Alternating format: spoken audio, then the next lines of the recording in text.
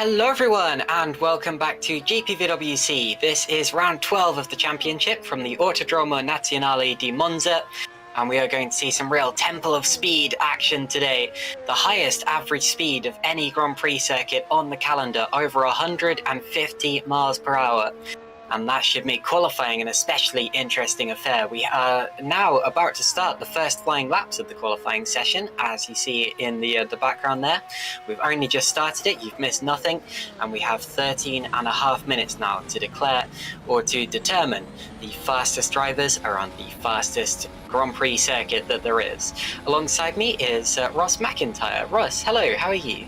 I'm doing very well, thanks Caitlin. Pleasure to be back here. Unfortunately, I've been away for a little while for a multitude of reasons, but back in the commentary booth and here at Monza as well. What an iconic circuit, and although unfortunately the sun not quite shining at the moment in this qualifying session, you know, it's going to be some classic racing as we always get around here, especially in GPVWC. And to be fair as well, obviously with the private qualifying that we're running this year, it adds another dynamic. You can't rely on the slipstream, which is oh so crucial here as well, so it should be very interesting as the minutes tick down. Yeah, I totally agree with that, and I think that that makes qualifying here a lot more fair, a lot better in my opinion. I much prefer it with the single lap type style. Dylan Platt there. In fact, he's going so fast it almost looked as if he'd stopped there, because he just stopped kind of moving about. But that's just because of how smooth he was through that sector. And he will complete his first flying lap now in the Pescara ADG car. Goes to the top of the times, but that's because he was the first driver to set a flying lap. The rest of the drivers now flying through. And as we look at the Edge Esports car of Stefan Roll, it's a good time to tell you that the other Edge Esports driver today is going to be Sandeep Singh rather than Maciej Winnick. Maciej, of course, usually takes that car, and today he is not here because I'm reliably informed by Dethan Rutring, so thank you Dethan, that it is his birthday. So Maciej Winnick, happy birthday to you. Unfortunately will not be racing at the Italian Grand Prix, which means that this is the perfect opportunity for Yannick Bock to extend his championship lead. And Yannick, who is... Actually, I don't see Yannick here either. Oh, he is there. Sorry, my apologies. He's out on track. Yes. No, so Yannick Bock, this is his best opportunity to extend his lead in the championship. And if he can bring it to 2 race wins worth of points, the gap that is, then this could be the end of matters as far as the championship is concerned. He's got 6 podiums in a row as it stands, with 2 of those being wins, including the last one, which was at the Belgian Grand Prix. And as much as Maciej will be celebrating his birthday, he will unfortunately likely have to see more points slip down the drain here. Here's Michael Francesconi in the other Pescara ADG car. A few more driver changes as well. Out there somewhere is Jake Dennehan in the VBM Esports car, taking over that car that is sometimes driven by Adam Maguire, currently 5th in the session. And Jake Dennehan, of course, who has been very quick in all of the other categories that he's taken part in so far this year. Finished is third, in the FS1 Championship after a win earlier in this Grand Prix and its support categories, and actually won the Super Lights race here just 2 days ago. So Jake Dennehan out there, and no surprise to see him running in the top 5 in the session so far, because he is clearly incredibly good at this circuit.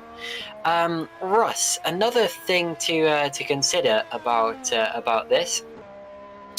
I have completely forgotten what I was just about to say, but yes. Oh, that's Russ, we'll definitely consider that one, shall we, Caitlin? You tell me. What's another thing to consider here? Well, I'll stick on the drivers, because I think another thing we got to consider coming into tonight as well is Leon Bock in P3 in the championship. He's only 19 points behind Maciej Winnick.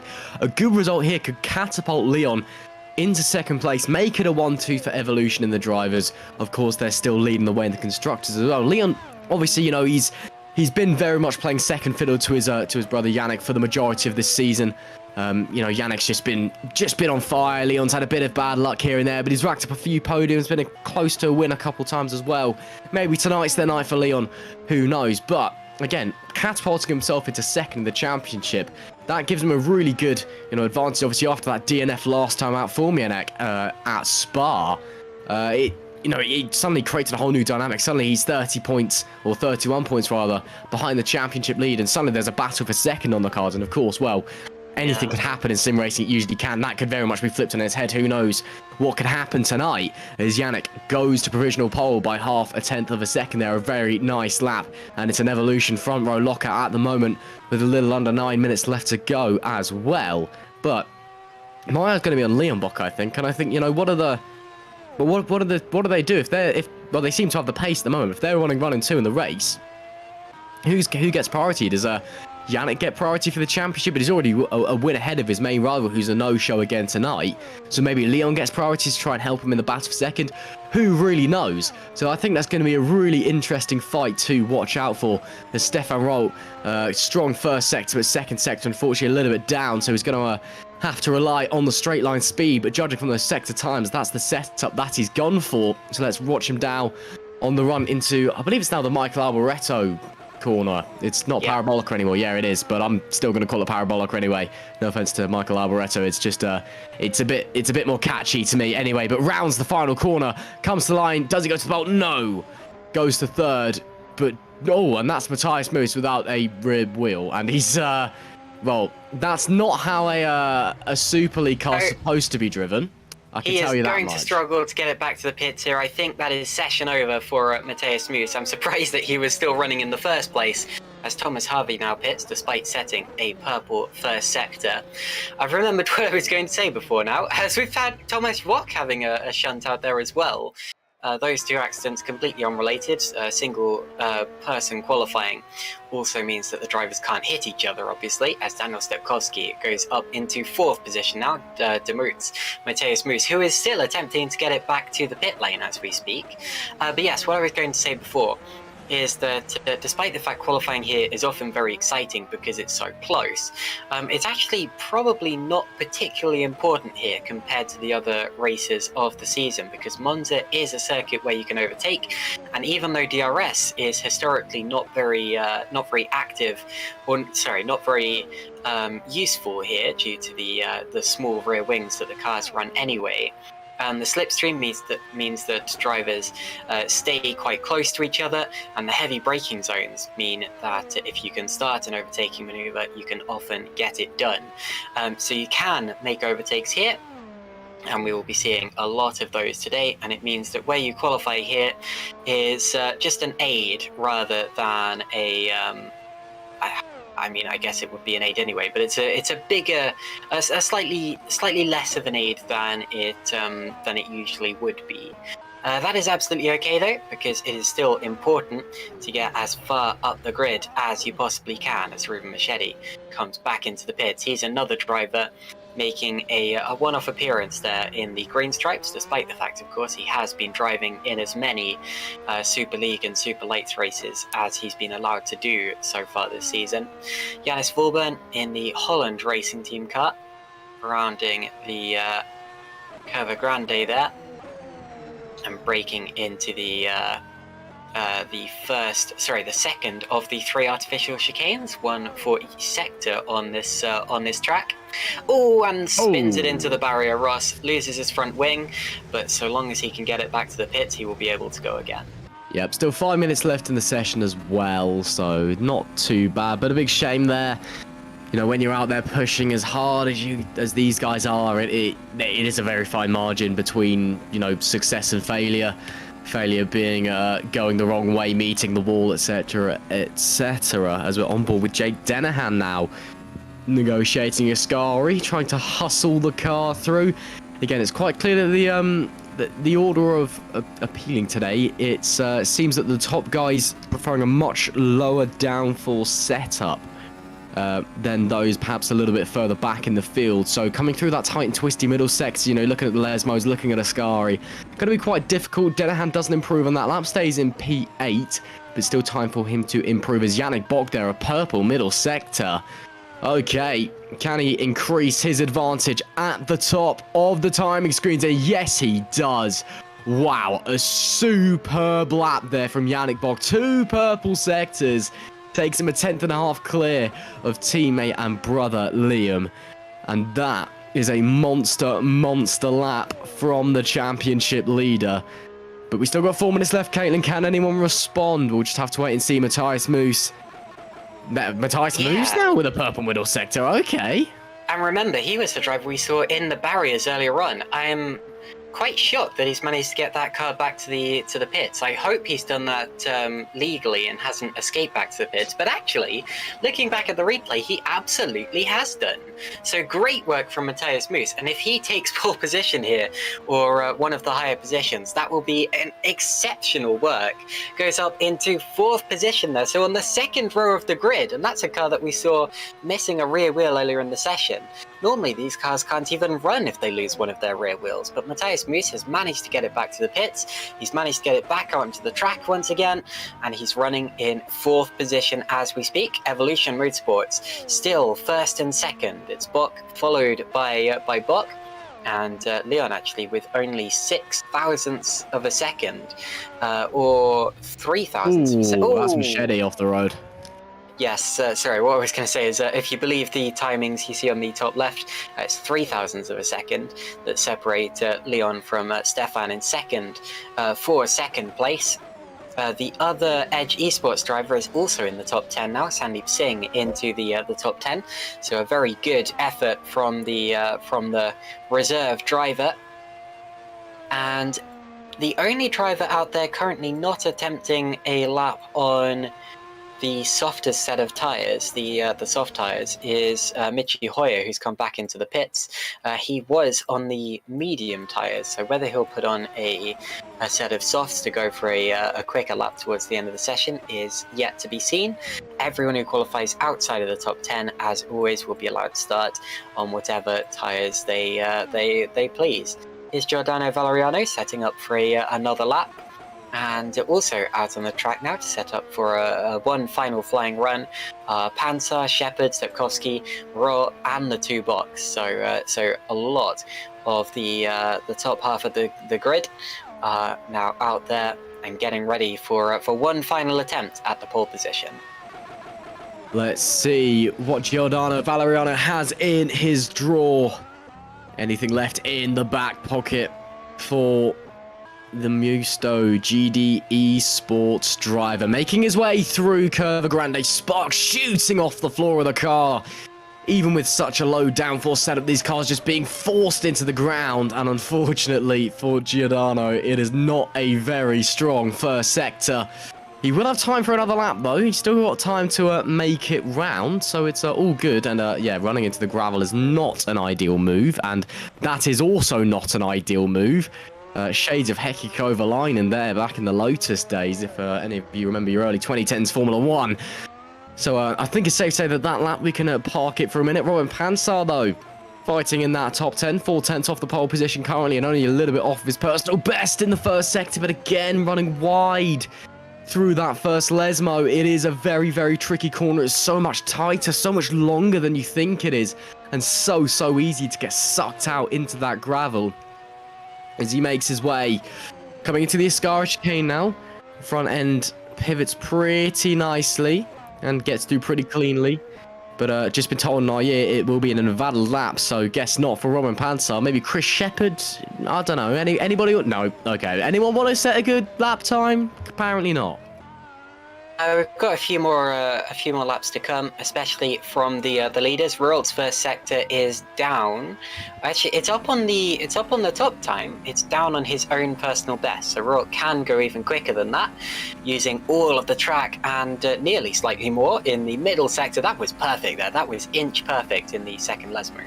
Sandeep Singh has the purple first sector. This could be super interesting for the 96 car.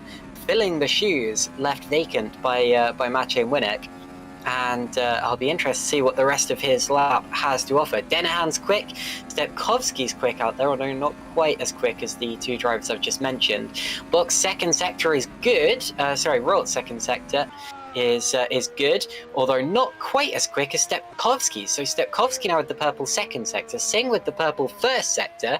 Here comes Royal across the line, stays third, but does improve slightly. Here comes Leon Buck now, crossing the line himself, and it's another improvement, but he's not quite on pole. What about Stepkowski now? Here's Sandeep Singh. Stepkowski and Singh about to challenge for the pole position. Buck improved. Stepkowski goes second, and Sandeep Singh can only improve to 8th. There's Jake Denahan. He stays 10th. So it looks to me as if Yannick Buck is going to claim pole position with his championship rival absent. It's by less than 1/10 of a second over Daniel Stepkowski, who was really charging at the end of that session. Stepkowski is second, splits the two evolutions, and then of course Royal, Matthias Moos, Chris Shepard, Thomas Harvey, Sandeep Singh, and Robin Pansar. My standouts from that session: Yannick Buck, obviously very, very quick. Daniel Stepkowski right up there with him. Matthias Moos after that shunt, somehow dragging his car back to the pit lane, and continuing on in the session to improve his time further. And Sandeep Singh there as well. A standout performance from the stand-in performer. Yeah, what a great lap that was from Yannick Buck. I can't wait till that onboard gets uploaded to the GPVWC YouTube channel, because just 3 purple sectors. I know Stepkowski managed to sneak within 1/10 of a second in the end of the pole time. You know, in sim racing terms, that is a big margin. And, well, what a pole position that is for the championship leader. Just behind him as well, his brother, and looking to take P2 in the championship. Stepkowski in that Bok, that evolution sandwich. Let's see what he can do. Coming off of 2 on the grid with Bok and Roll in P3 and 4 as well. But what a qualifying session we have just seen. If you've just joined us, unlucky you, you've missed out on an absolute cracker, but the race is still yet to happen. Hello and welcome to round 12. I can't believe we're already at round 12 of the GPVWC Super League here at Monza in 2022. We've just got the warm-up session to get out of the way before we get racing once again. Round 12, I cannot believe that it's round 12. I can't speak English. I cannot believe it is round 12 already. This season has flown by. Indeed, 11th place in that session, Jake Dinahan, another stand-in driver. Fabio Sixter is P12, then Giordano Valeriano, Augustin Canapino, Jakub Lalu, Philip Pushke, Janis Lianos, Janis Vulburn, Heigo Poom, and Dylan Platt. And there are the final 4 drivers, Michi Hoyer, Ruben Machedi, who believes he could have gone at least half a second quicker, according to the YouTube chat. Jeffrey Fournier, and then Michael Francesconi bringing up the rear. And we have a penalty for Michi Hoyer, apparently, so he will be starting from the back, and that does explain why he was out there on a different set of tyres. He was probably using it as a way to get his race setup dialed in and all of that. We now have a warm-up session, and I'm going to use this to quickly check whether we have any other penalties or any other things that we should notify you about. And but if not, then you can consider those results rather official, the ones that you've just seen on your screen, Ross. You can indeed. So as we just wait for the warm-up session to get underway and get completed. If you're new to GPVWC, new to Simracing, new to racing in general, it's basically 10 minutes to make sure all your hardware's working, make sure your setup's where you want it, any final strategy discussions with your teammate and your team, and then you go racing after it. It's pretty chill, and it's also the most relaxed session, shall we say, of the GPVWC evening, because well, you're allowed to escape back to the pits in R-Factor 2. If you hit escape, it teleports you back to the pits. In a race, in qualifying, that's your session over. You're not allowed to leave your pit box if you hit the escape key. In the warm-up, that's allowed. So what you get is people just smashing into each other, having the most monumental accidents, and just going back out again like nothing happened. It is good fun. So we'll just have to wait and see. Maybe get some indicators as to who has the race pace, maybe some strategy indicators as well, as we get ready for a 53-lap race around this nearly 6-kilometer long circuit, not far from Milan here in Monza. A real classic, a real European staple, the Cathedral of Speed, as it's known. I mean, this is one of the most iconic racing circuits in the world, isn't it? It's just flat out from start to finish, something like 78% full throttle or something like that. It is just all about how fast you can go in a straight line. Ooh, that could be a fun thing to do during this warm-up session, actually, to work out the exact average speed of the pole time. I will get on that right now, and I bet you it's going to be positively mind-blowing.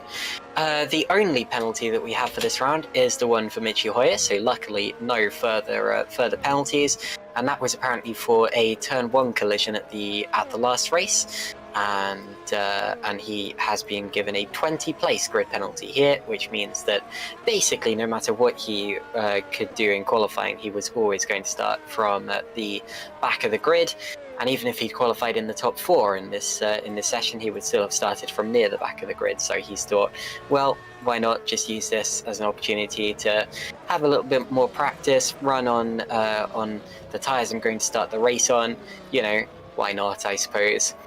Luckily, all the other incidents that were reported in the last race have resulted in no further action, so though that is the only penalty that we have to be wary of. There you see the calendar on the screen right now. We are coming to the end of the 3rd quarter of this championship, so getting towards the real latter stages. And that's why I say that if Yannick Bok can pull 2 wins worth of points ahead of Maciej Winnick today, then he will have the championship almost in the bag, I would say. because gaining back 2 wins worth in 4 races is pretty much unheard of. I suppose it happened in 2007 in the Formula One Championship, although that was exceptional even back then when cars weren't quite as reliable as they are now. And nowadays it really would take something out of the blue, unexpected, extraordinary, and it looks to me as if that's as if Yannick Bock can realistically wrap it up today. If Leon Bock takes second in the championship, which he would need to win to do that, I think. Actually, second might just be enough because we don't have exactly the same point system as in Formula One. But if he was to move to second in the championship as well, then that would be a big blow to Edge Esports in the teams championship. There isn't really that much of a gap in the teams championship between the top 2.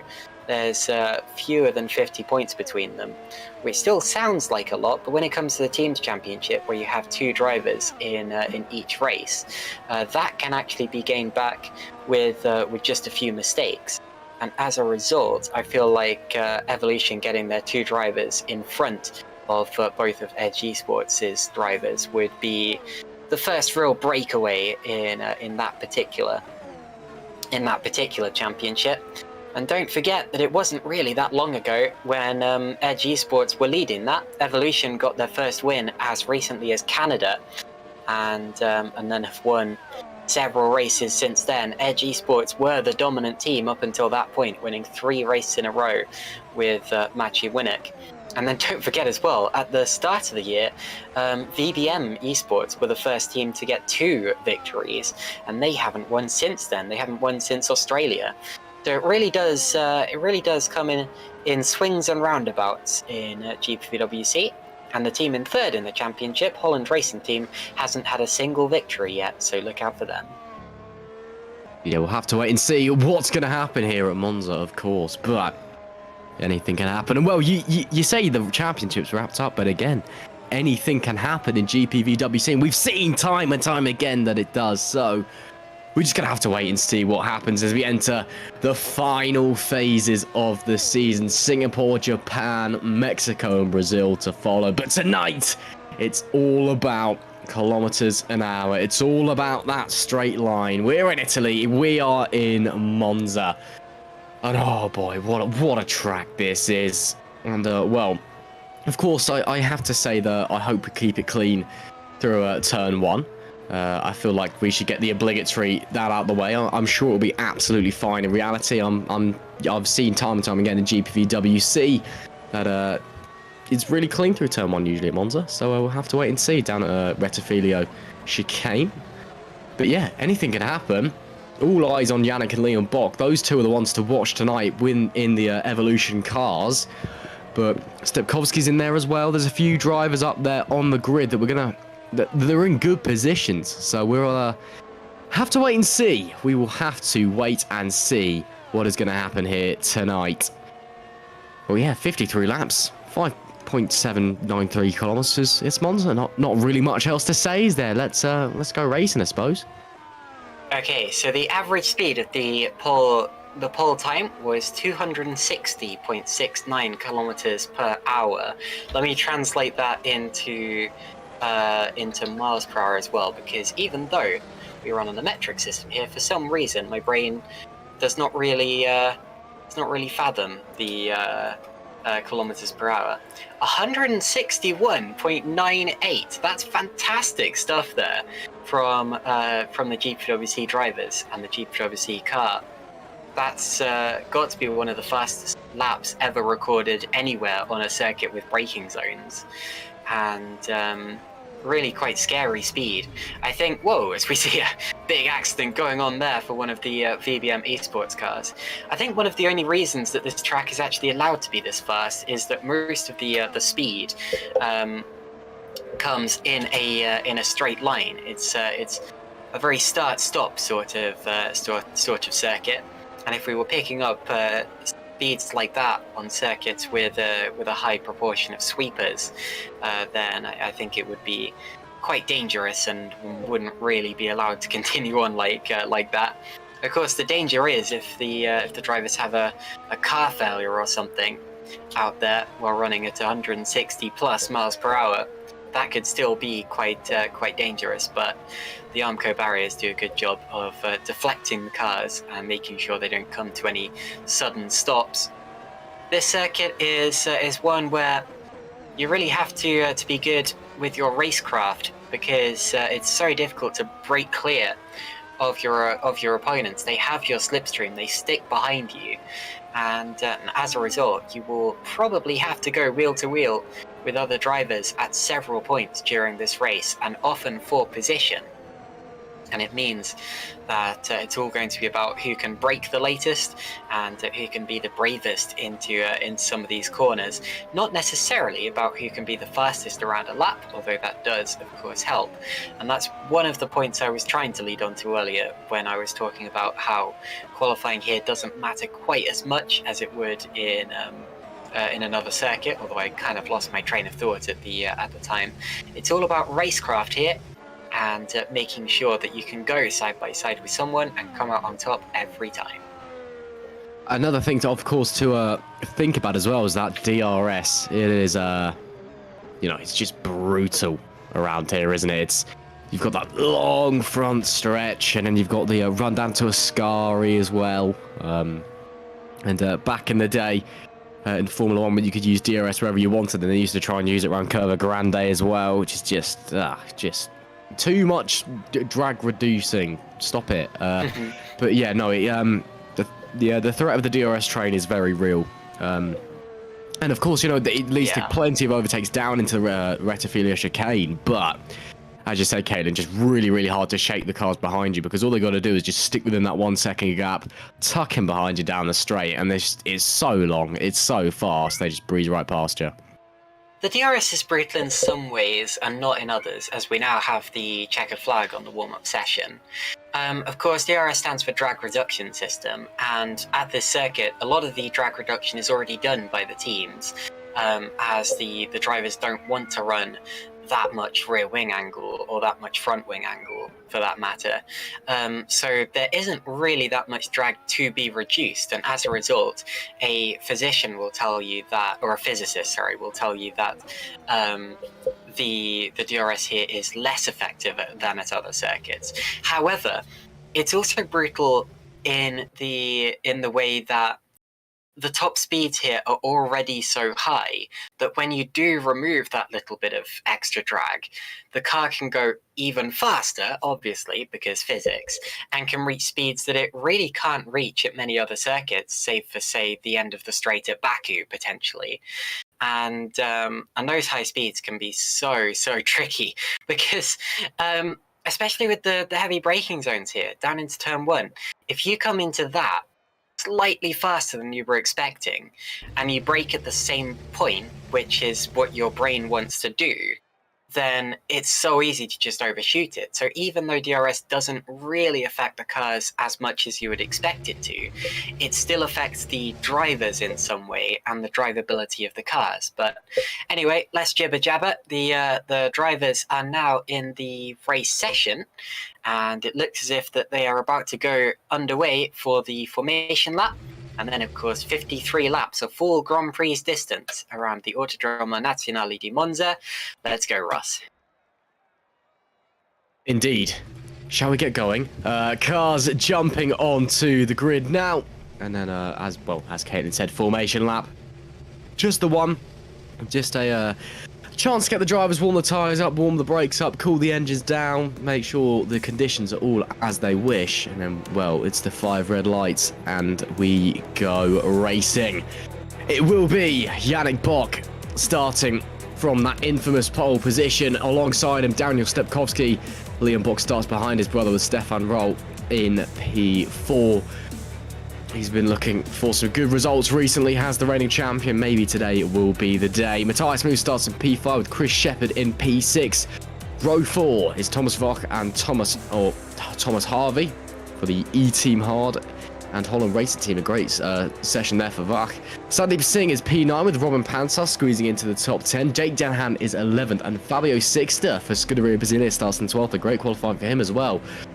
Giordano Valeriano, unfortunately 13th was the best he could do, with Augustin Canapino in 14th. Jukka-Pekka Laulu manages to get it into 15th with Philip Pushka in P16. Lianos starts 17th with Yannis Volburn in 18th. Tiger Poom Hill lineup in P19 for Epic Racing, with Dylan Platt rounding out the top 20. Ruben Machete, he begins in 21st. Jeffrey Fournier starts in 22nd. Mikel Francesconi is 23rd. Michi Hoyer is 24th after those penalties. And that, I believe, rounds out your grid. Yes, indeed. So those are the 24 cars that are going to start the Superleague Italian Grand Prix today. It's worth remembering as well that Stefan Rohr also won his last Grand Prix. He won the Hungarian Grand Prix and then missed the Belgian. So he is back today, and that means that we have two drivers defending a Grand Prix win, with Yannick Buck and Stefan Rohr having both won the last one they entered. Jake Dennehan there, P11, the first driver on tyres that he chose, so non-soft tyres, and he's gone for the hard compound, so not for the mediums. He's gone straight onto the hards, and Giordano Valeriano splits two drivers on hards, as Augustin Canapino is also out there on the white-walled compound. Jukka-Pekka Laulu, oh, and it's updated itself, so maybe it was absolutely wrong. Okay, well, Jukka-Pekka Laulu, I believe, is on medium tyres, although we've just seen that the graphic might not be 100% accurate. On my screen, Jake Dennehan is on softs, as is Giordano Valeriano, so I think that Canapino is the top driver on hards, and Lalu is the top driver on mediums. We already know that the top 10 cars will all be on softs, and then it's a bit of a mix and match for the rest of the grid. The front of the grid is now in position, and the rear is too. Unfortunately, we've already lost Fabio Sixto, whose internet appears to have given up again for the 7th or 8th race in his career in succession. And here come the lights, and it is go! Away we go at the start. Yannick Buck gets a really good launch, actually. He's already a car length and closes off Daniel Stepkowski.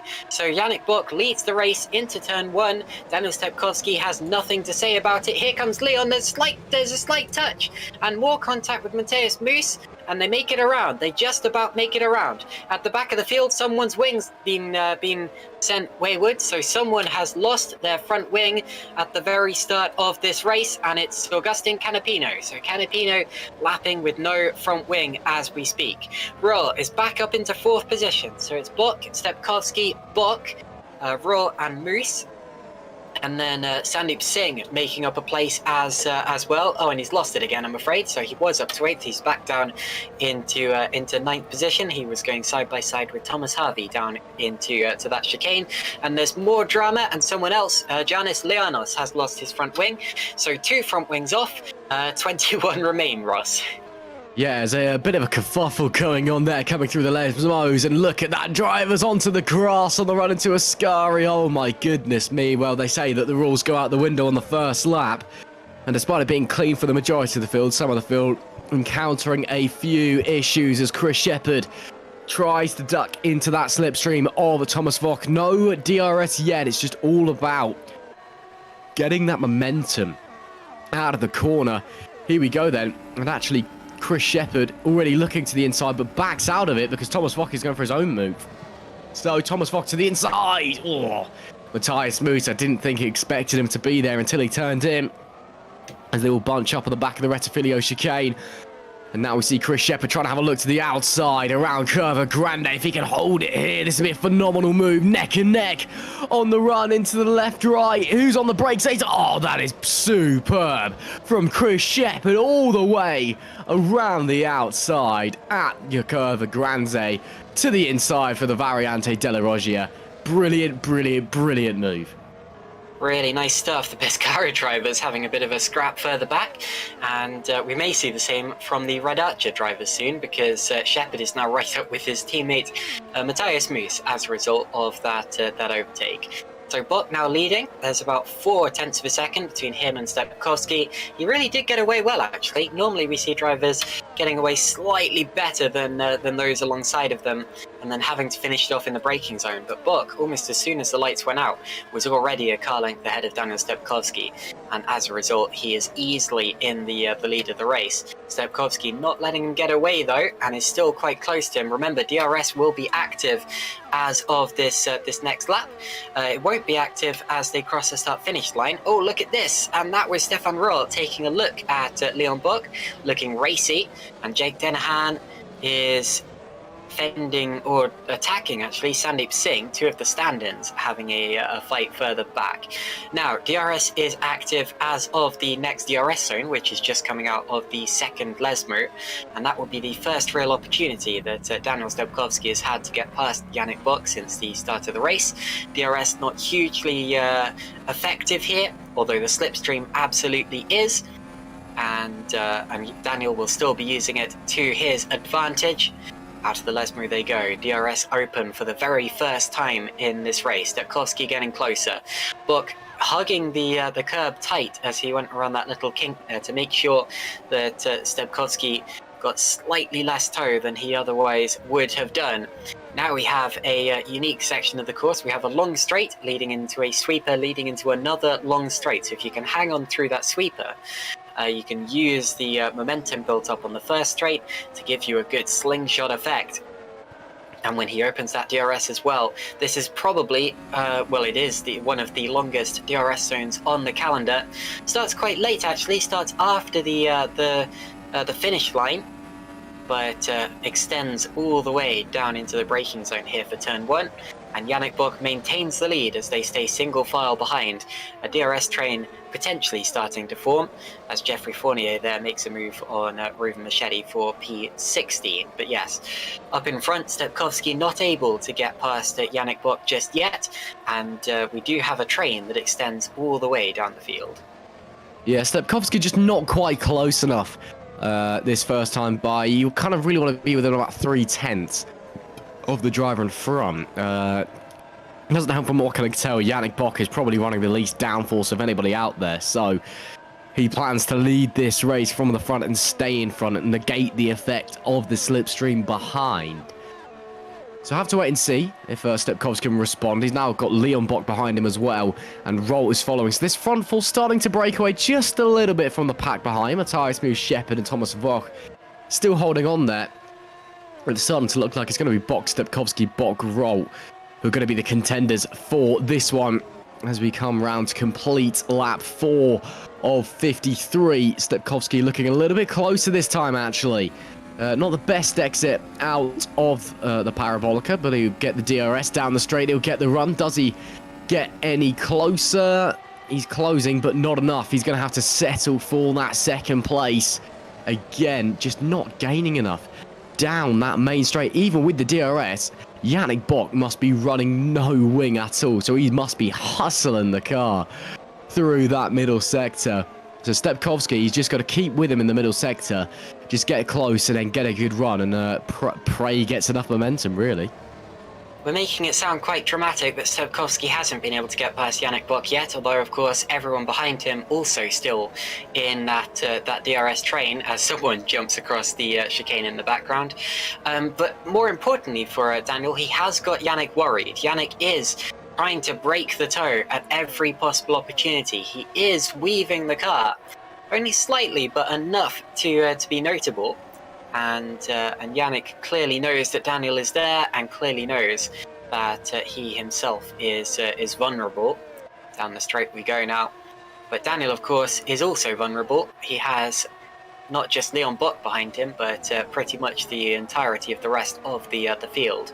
And Leon there will be doing all that he can to get Evolution a 1-2. This could be a massive day for Evolution, especially if they continue on at this rate. I want to take a look back at the first lap soon to see where some of those front wings went AWOL. Only 2 were lost, which is actually quite a clean start for the Monza circuit. Unfortunately, of course, we lost Fabio Sixter before the race start. Honestly, I'm not entirely sure why Fabio keeps trying, because as much as he is a very, very good racer and deserves to be on the Super League grid, his internet is clearly so bad right now that he has absolutely no chance of even getting halfway through a GPVWC Super League race, let alone the whole way through it. And if I was him, I'm not sure how I'd get the motivation to attend any of these. But anyway. Unfortunately for Fabio, he's had another opportunity to show his worth completely taken away from him. Augustin Canapino's incident was ironically contact with Giannis Lianos, although that wasn't where Giannis himself lost his front wing. Augustin lost it by spinning after that contact, and then Giannis had some slightly laggy contact with Yannis Volburn, so it wasn't really his fault as to why he was missing part of his aerodynamic system by the end of that lap. 21 cars were unaffected. Currently the Pescara ADG cars lagging behind the rest of the field, I'm afraid to say. Canapino and Lianos are both continuing in this race, both with new front wing appendages, and the race continues. Here's a replay of something or other. Let's see what this is. This is we're trying to get back to the start to show you exactly what happened to Giannis Lianos. I will get you that very, very soon. But anyway, unfortunate for those two, but the race continues, Ross. It does indeed. The world moves on, and that is a shame, but that's how it is sometimes, isn't it? That's racing for you. Sometimes it just isn't your day. And, well, that is what it is. As we continue following around Giannis Lianos, we'll find what happened eventually. I believe we are racing at this point. This looks a bit formation lappy. There we go. There's the race start. Right, shall we... Right, so 5 red lights. We're underway, as you do. On board with Lianos. He started in P23, I believe. Okay, Ross, so what you're about to see here is on the right-hand side, any second now, Canapino. Actually, that might be Canapino up ahead there, yes. So it looks like we're going to go for the move on Canapino. And then it got sandwiched in there. Yeah, got very sandwiched in there. That's a typical first lap instance. So Canapino's already lost his wing now. And then Volburn is going to go to the outside of Lianos to take advantage of that whole kerfuffle. The only trouble is there was a bit of a lag spike at exactly that moment, and you're about to see that now, which is going to pitch Lianos off to the inside of the road, and that's where he lost his front wing. Did a good job not to take anyone else out, cut across the chicane to avoid coming back into the middle of that chicane, and as a result, 2 drivers were then lapping without their wings, and Leon Bock has lost 3rd place. So as we're talking, Stefan Roll has made the move for 3rd position there. He's gone up past Leon Bock. He got the run out of the first chicane. And that now means that Yannick is leading from Daniel Stepkowski and Stefan Roll. We're going to see a replay of that move now. Here's Leon getting slipstreamed, and Roll's going to come from absolutely nowhere, actually. He was a long way back, but was very fast on that section of course. And made the most of it while he was quicker. Through he went on the inside, and Leon had absolutely nothing to say about it, even with the second apex there, Ross. Absolutely. Well, it's all been a bit of an interesting 8 laps, hasn't it? But as we settle into the rhythm of the race, it's still Yannick Bock leading from Stepkowski. Those two have started to break away a little bit from Liam and Stefan behind. Although it is Stefan who's now in that P3 position. Here's Ruben Machete and Yannis Volburn, I believe. No, it's Hugo Poom, actually, apologies. Trying to swap places. Poom holding on to that P16 place. And Machete, though, very, very close behind. He's got a slipstream train falling behind him. He's got the DRS surely pulling out to the inside. Poom moves over on the straight, but Machete cuts straight back across Poom to the inside on the brakes. Who's going to be braver? I think it will just be Ruven Machete, but those two swapping places like there's no tomorrow. And still they're side by side. Look at this. This is brilliant stuff. I almost think they had a bit of contact there. Hygo Poom on the inside, Ruven Machete on the outside. And then Yannis Volburn trying to get involved as well. Machete to the inside now. Now he's stuck on the outside, and they're still side by side. And Yannis Volburn's trying to get up the inside. As Machete, is he going to have to concede here? I think he will, yes. But neck and neck for half a lap. That's how racing should be. Amazing. This is exactly what we expect from Monza. It's a shame that it's not for points, although it may turn into a race for points later on in the race. But yeah, fantastic stuff there between these three, potentially four drivers. Here's Leon Bock. Now, Stefan is clearly quicker in a straight line because he had a bit of a twitch coming out the parabolica on that last lap, and Leon still wasn't able to get on top of him. And we saw that difference in speed as Stefan passed Leon a couple of laps ago. So it definitely seems like the Edge is quicker than that particular Evolution at this point in the race. But Evolution clearly do have a fast car because Yannick has been holding off Daniel Stepkowski quite convincingly in this race so far. The four-way scrap further down the field is about to kick off again. Pushka there, almost touching Wilburn, and there is a touch, and around goes Hygo Poom now. Across the curb goes Pushka. He might have to give that place back, and he does now give the place back. But yes, that came to blows, as it looked like it may do. Meanwhile, Valeriano's just run off a little into the gravel. That's given a place to Robin Pansart. Just a tiny little error in the Lesmers, and the move has been made for 11th position. Here's a replay of the touch. So Poom is in the yellow car. Volburn is under attack, but he attacks at the same time. Whether he intended to or not is another matter. Oh, suddenly finds Pushka bouncing into his path.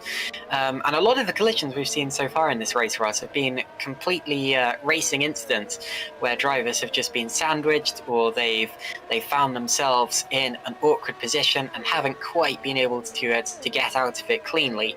Not really any drivers fouling others per se. Of course, the stewards will have the final say on all of this, but I don't think anyone can really have more than maybe 50% blame put on them for any of these incidents so far.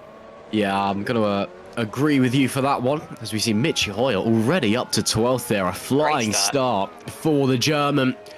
But it's, yeah, I'm going to have to agree with you on that one, Caitlin. It's been, it's been a few racing incidents here and there, as you'd expect, but overall it's been quite a clean race so far. I mean, again, it's only lap 11 of 53, so plenty of chance for it to all explode and go crazy. But so far, it's been very clean. Just drivers, I think, just wanting to get this first stint out of the way. It's very much a game of strategy chicken, I feel. Just staying in the slipstream. It was a bit like it kind of reminds me of a NASCAR plate race. I don't know how well versed you are with NASCAR, Kaelin, but it's it's just that was very, very wide there, and that could potentially bring Stefan Roll into the equation coming down the front stretch. Although he's on the brakes a little bit earlier, just being cautious. I think he's probably wary. Stepkowski will have dirty tyres. As we come onto the front stretch, not much between them. Will Stefan Roll benefit from the slipstream from the DRS? Stepkowski has it as well. Roll's got the momentum, but I don't think he's going to be close enough. No, he is not. And Stepkowski will just about get away with that one. But as I was saying, as Valeriano dives into the pits there, as we've just seen, it reminds me of a NASCAR play race. It's basically just sitting in the slipstream and waiting for the moment to make the overtake. You don't want to move too early. You just kind of want to sit there, let the race run its course. Then when you hit the last kind of 5 laps, suddenly it all kind of pops off and goes crazy. So as Valeriano comes out of the pits there, looks like he's gone into the harder compounded tyres. So it should be going longer on this stint. It's a good analogy there with the plate racing thing, because these drivers will have all set their cars up quite similarly to be good in a straight line. It's not at other tracks where you can have different philosophies towards the setup of the car. It very much has to be top speed orientated here. So really it's all about who can be slightly better than the others in terms of racecraft and all of that, which, like you said, is very similar to the NASCAR plate racing style of things. The main difference that I can see is that here we are going to have to split them at some point, because there are going to be pit stops for all of these drivers, and with no cautions or yellow flag periods to bring them all together again, the pit stops are going to spread the field out, and they are going to have a big part to play in who comes out on top in these races. So this racing for now continues on until the first pit stop, and as Valeriano has just shown us, that may not be that far down the line. You can make more than the expected number of pit stops here, because of course you can overtake, and you wouldn't lose that much in the grand scheme of things. But actually, it's another reason why this track is quite unique compared to the others, is that it tends to wear the rear tyres quicker than the fronts, and that's a lot more manageable for these drivers. It's a lot better to have a little bit of a twitchy car than one that just won't steer.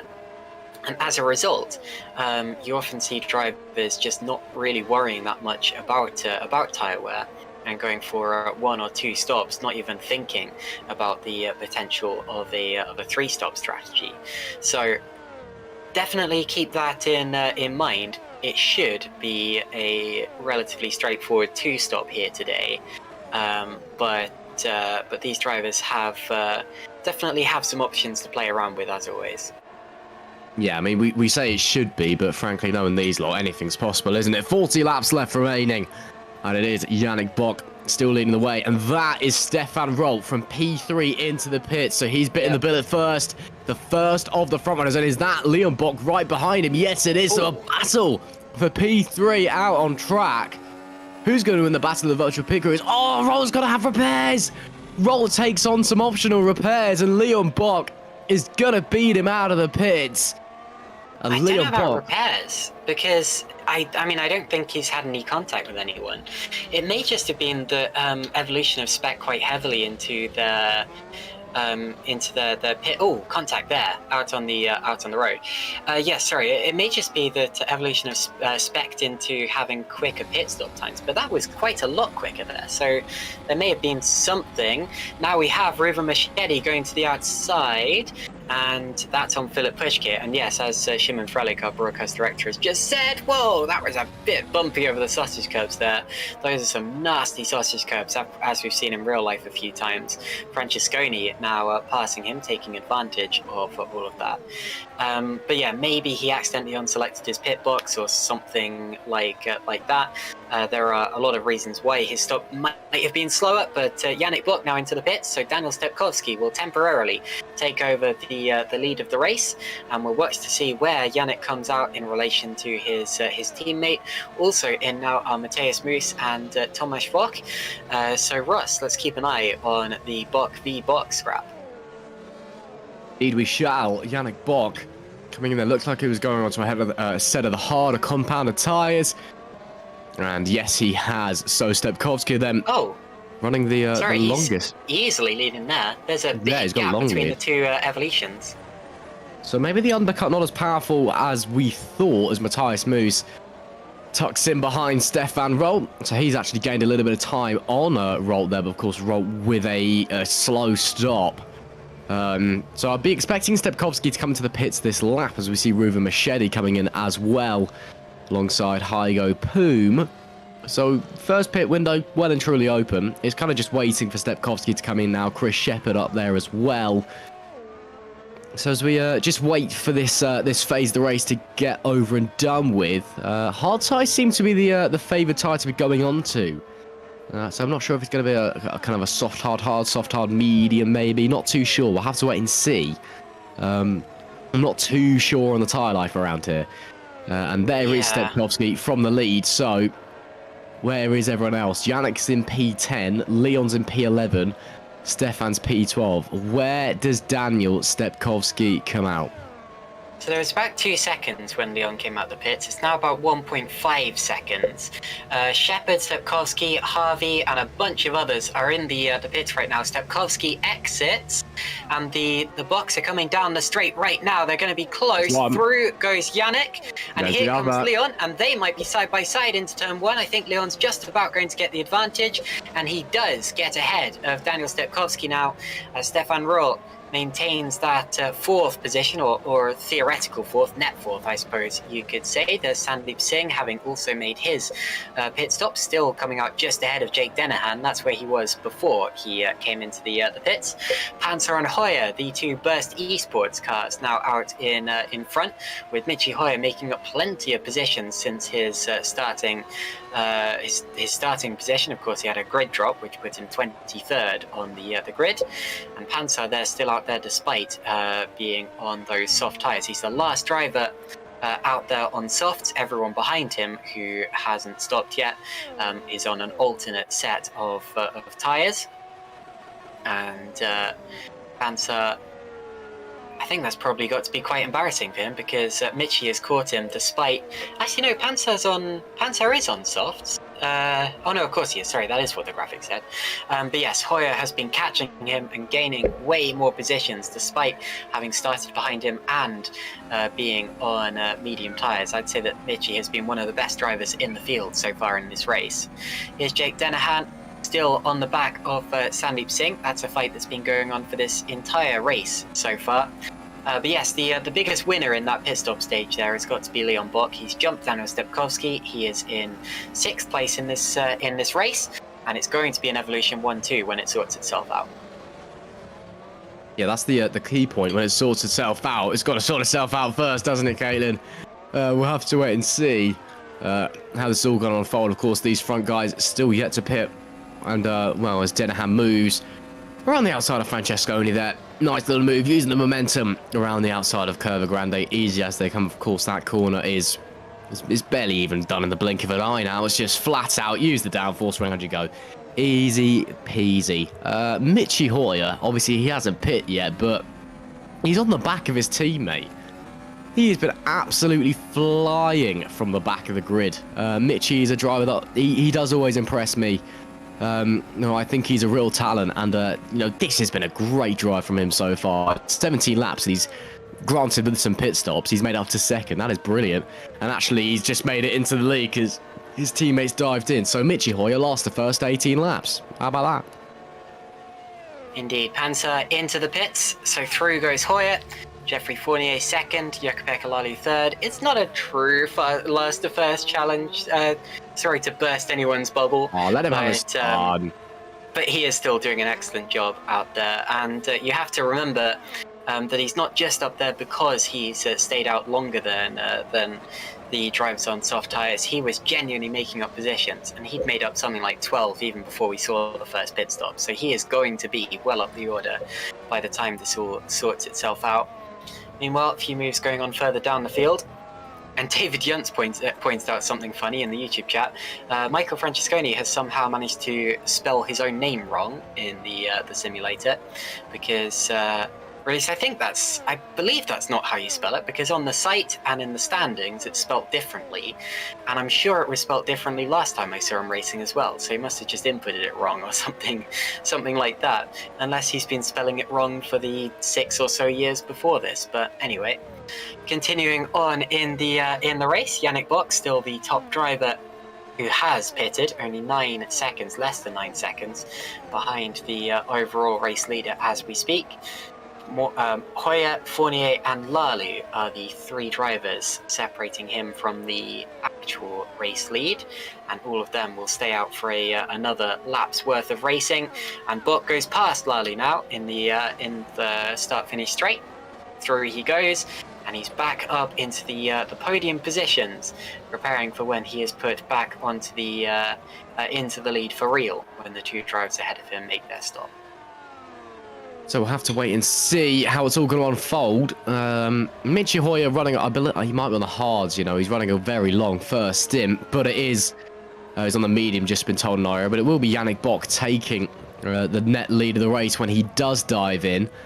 And obviously having passed Jukka-Pekka Lalu as well, so he's put a bit of a gap back to his brother. So when I made up some speculation at the start of the broadcast and said maybe Team Order's prioritising Leon for his championship fight today, no, or it doesn't seem that way anyway. We'll have to find out, as we're not far off halfway in the race now, only a few laps away. So, yeah, it's starting to get into that phase of the race where it's just about settling in. Your first stint's done. You know, don't wear yourself out. Don't take too much out of your tyres or yourself. Just get in, hit your marks. And then after the 2nd stop, that's when it's all going to, you know, really start to kind of click into place. As Stepkowski comes out. And there goes, I believe that was Lally coming in as well. Jeffrey Fournier as well. So the only thing holding Yannick Bock away from taking or retaking the lead of the race is Michi Hoyer yet to box. And I was about to say that's not Daniel Stepkowski as Fournier comes out of the pits there. Looks like he's gone onto the hards as well. Yes, he has. And oh, Jake Dennehan very close to the back of Robin Panzer there. So it's Yeah, we'll have to wait and see. And I think actually Pantar may have got through Denahan. Yeah, he has, I think. So changes a foot down in the back of the points paying positions. But it's, again, still a long way to go in this race.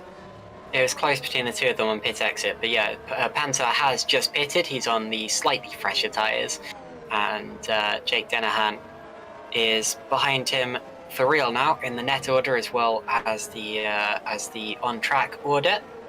Michi Hoyer continuing to lead this race, although will stop soon, just enjoying his time in the sun for now. And the fastest lap so far has been set by Thomas Harvey, who's running 8th place in this race in the Holland Racing Team car.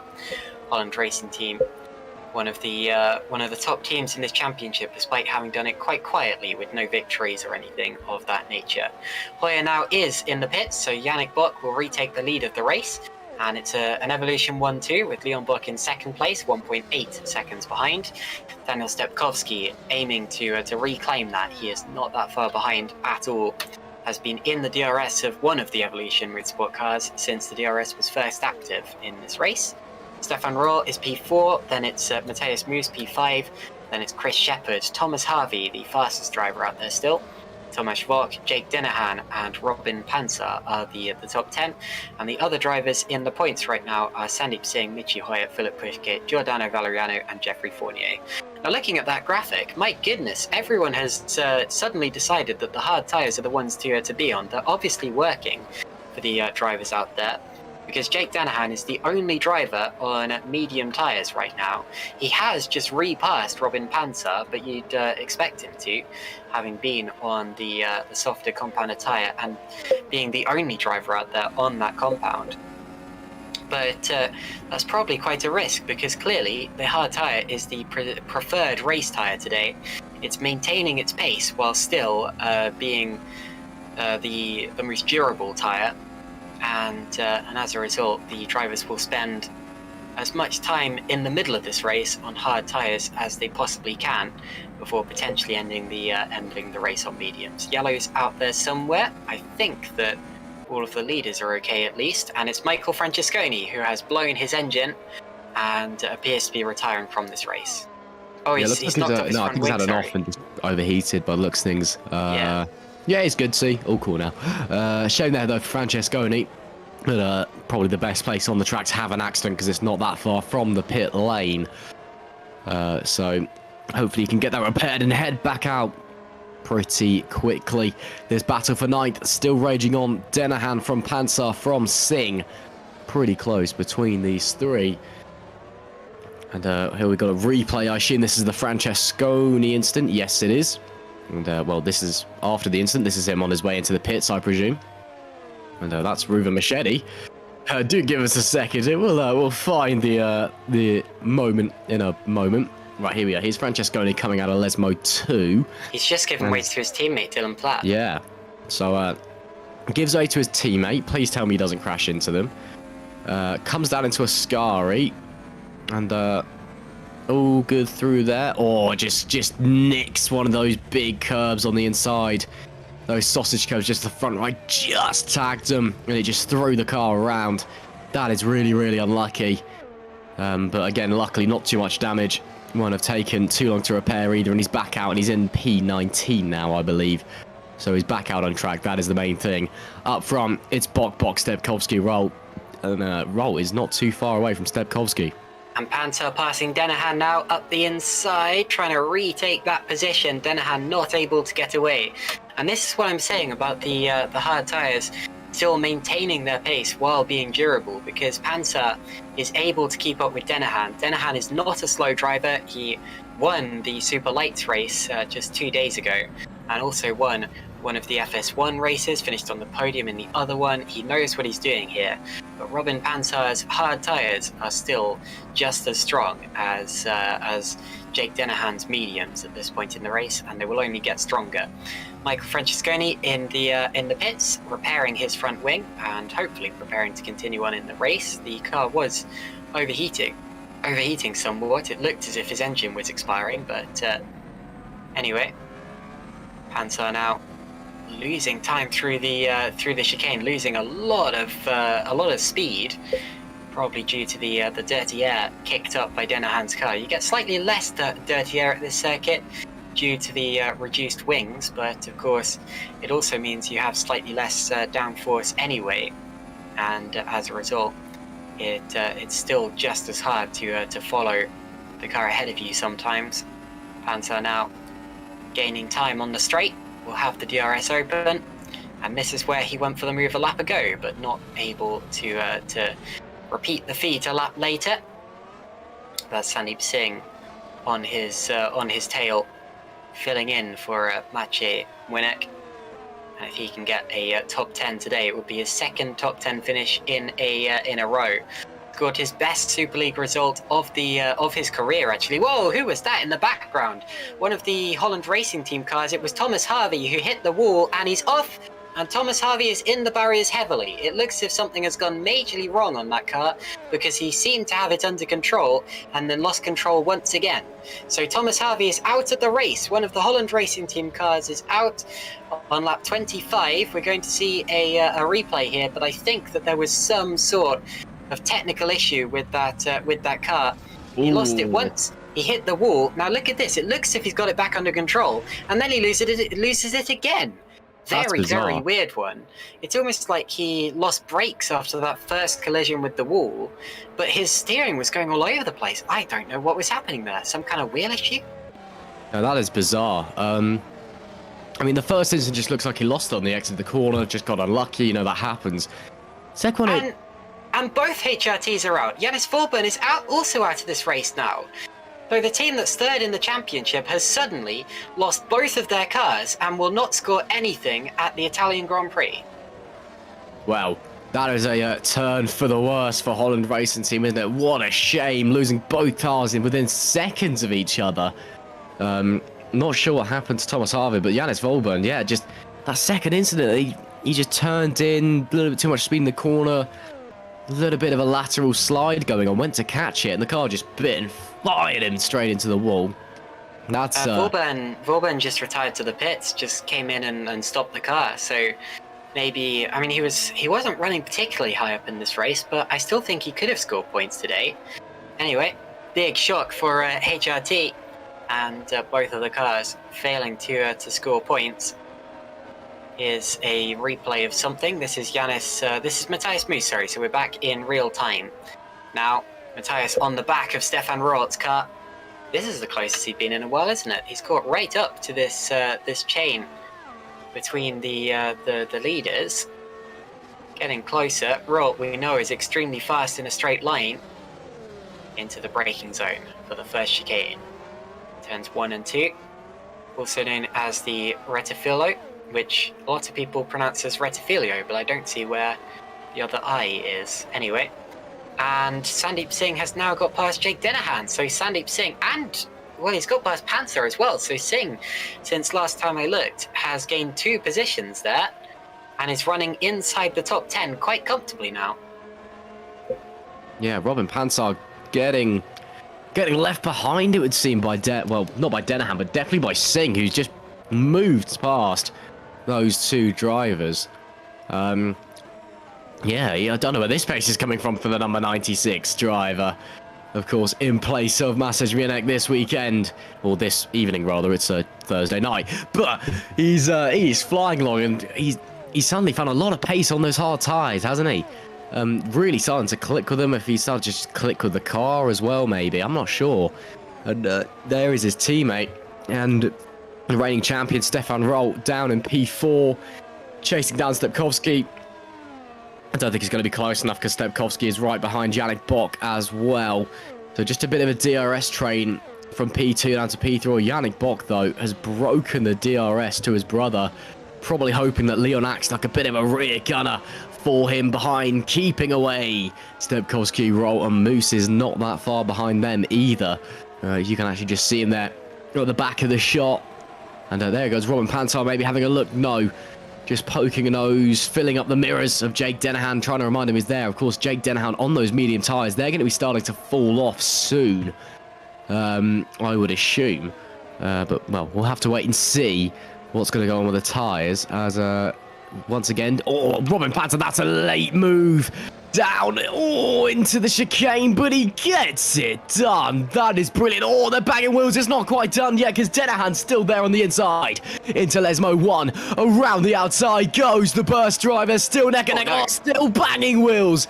This is almost demolition derby racing. And who's that coming around the outside? Is that Michi Hoyer? It is Michi Hoyer, who's just done his teammate. He's about to do Denahan as well, capitalizing on the fight. Michi Hoyer, smart racing. Denahan and Panzer trying to drive each other off the track. This is unreal stuff. Those two drivers are not happy with each other. You could tell by the body movement of the cars, the way they were leaning on each other, the way that they were moving about. They are not being very respectful towards each other right now. Panzer goes straight back past Hoyer. What's Hoyer doing now? Because Hoyer absolutely could have kept that position. Is he trying to separate those two cars? I wonder if he's now going to try to hold up Denahan to allow Robin Panzer some space. Well, here comes Denahan to the inside. This is going to get ugly. He's on the grass, and they do collide. And around they all go, all three of them. I saw that coming. I saw that coming a lap ago. I wasn't expecting it to involve all three of them. Hoyer now avoids. He's not happy either. He's completely avoided cutting that or taking that third part of the artificial chicane because he feels that he deserves to be in front right now. Denahan and Panzer are still side by side. Please don't come together, guys. That would just be silly at this point. Panzer is ahead of Denahan for the time being. Denahan coming back at him. They are not done yet, my goodness. But yes, that was silly racing that could have been avoided by just giving each other a little more respect a lap ago. And that was a long time in the making. Yeah, it was indeed. That is a silly incident. I'm actually just going to go watch back Michi Hoyer's stream just to see his reaction. Because obviously... So look at this, so look at this. They're leaning on each other already. And then on the exit of the corner, it looks as if it's all over. But Panzer moves over slightly on Denahan. And Denahan's like, I'm not taking any of that. Goes straight into the side of Panzer's car. Panzer then seems to give Denahan another nudge just to say, hello, I'm here. Hoyer goes past both of them on the straight now, and then gives up a place going into the parabolic Michele Alboreto. Oh, he's made a mistake there, and Denahan touches him in the rear. Has a bit of a slide, but at this point, Hoyer could absolutely have kept the place. Denahan now coming into the pits as we speak. And he's being shoved now. He really brake checked Jake Denahan. I do believe that was an intentional brake check there in order to allow Robin Panzer through. Oh, we've missed the final instant. Well, I just watched back on Michi stream the final instant. Michi really aggressively blocked to the inside, coming down the straight, and obviously the inside it's wider where the pit exit is, and it comes across, and there's a wall right on the edge of the track just for a few meters, and he blocked, and there wasn't enough room to go. Denahan retires. As Denahan retires from the race, so Denahan went for a gap that just didn't exist. Collected all three of them. Oh, what a mess. That is, well, I mean, it was aggressive, but I think fair from Michi Hoyer. I think he's just been caught up in an instant that he really had no right getting caught up in. He was obviously driving a bit angry after watching those two banging wheels, but Robin Panzer, Jake Denahan, that is silly. That is really, really silly stuff. Well, yeah, Discord's going to be an interesting one after this one. And on the subject of the Discord, if you fancy getting involved here at GPVWC, let's switch it up to a bit of a more positive swing. You can head to the website gpvwc.com, find out more. You can find the Discord link through there, and find out how to get involved in the series. And of course, if you're just joining us, hello and welcome. You've missed 30 laps of brilliant racing action here at Monza for round 12 of the Grand Prix Virtual World Championship Super League race here at Monza. And if you haven't already, or if you're new to GPVWC, please make sure you hit subscribe, follow, like, share. You know the drill. It really does help out everybody here at the organisation, and we cannot thank you enough for coming and joining us. And of course, keep chatting along as well in the live stream chats. Caitlin always keeps a keen eye on them. You may have some inside information as to what's going on in the race that we're not aware of. You may just want to shout out someone as well. So just let Caitlin know, and I'm sure she'll be happy to oblige. Indeed. Oh, and they're saying, oh no, tempers flared. And indeed, absolutely, that was crazy stuff out there. And that was a fascinating one, because you could read it all through the body language of all three cars. None of them were happy. and you could tell pretty much exactly how that accident was going to go down in the end as well. It's a shame that Jake has now retired from the race. He will be feeling rather bullied out there, although I have to say some of that was on him as well. And VBM as well, saying that he thinks that was quite dangerous. Indeed, I have to say I hope we see some penalties for that one, because without naming any names, there were some intentional instances of contact in that one and some intentional brake checks and all of that, and it was indeed quite silly.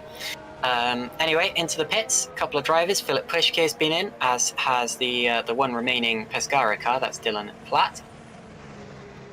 And I'm mentioning Owen Harmon. Thank you very much for keeping the GPVWC Twitter account up and running and updating us on everything that is going on in this race as it takes place.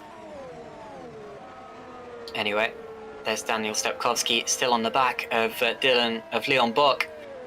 I haven't been mentioning these two for a long time, but they have still been separated from each other by not that much, and Yannick is not that far up the road either. This long chain of cars from first all the way down to sixth could end this race in any order. Right now, though, seemingly quite comfortable with the positions that they're in, not moving around, not really getting in each other's way. And if there is a second pit window, which there probably will be, I think that's when it's all going to spark up again, because that will be the real opportunity for drivers to move up a position or two in the hierarchy of this race. But anyway, 20 laps to go after this one. Ross, it's I was going to say calm down, and then I remembered what's literally just happened. It's calmed down at the front at least, but I do think we've got more to come here. Yeah, it's, still 20 laps to go if the last 5 have anything to go off of. We've still got some very, very exciting racing to look forward to.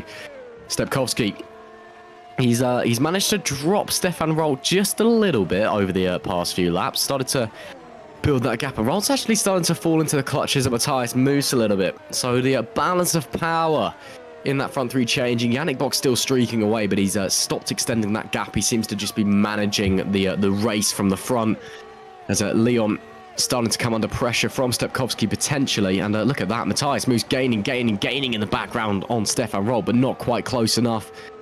Michi Hoyer into the top 10 after that last incident.